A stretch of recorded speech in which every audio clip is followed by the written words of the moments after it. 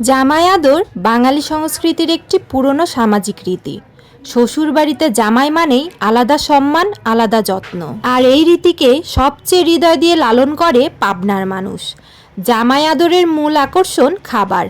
পাবনায় জামাই আপ্যায়নের প্রস্তুতি শুরু হয় কয়েকদিন আগে থেকেই। বাসায় নতুন জামাই প্রথমবারের মতো আসবে বলে ছোট খালামণি এত খাবারের আয়োজন করেছে। খাবারের আইটেম ছিল পোলাও, গরুর মাংস, ডিম ভুনা, কাতলা মাছ ভুনা, করলা ভাজি, ফুলকপি দিয়ে মুগ ডাল, ইলিশ মাছ ভাজি, মুরগির মাংস।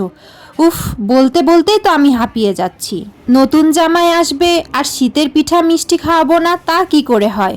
মিষ্টি আইটেমও ছিল অনেক কিছু। পাবনার মানুষ অতিথিকে শুধু খাবার নয়, হৃদয় উজাড় করে সম্মান দেয়। জামাই এলে বাড়িতে উৎসবের আবহ তৈরি হয়। খাবার প্লেট সাজানো থেকে শুরু করে আন্তরিক আতিথেয়তা, সব দিক বিবেচনায় জামাই আপ্যায়নে পাবনার মানুষের সাথে তুলনা হয় না। তাই তো পাবনার জামাই হওয়া লাভ আছে। পাবনার মানুষ জামাই আদর করাই সেরা। তো এবার আপনারা বলেন, শ্বশুর বাড়িতে গেলে আপনাদের কেমন আদর যত্ন করে?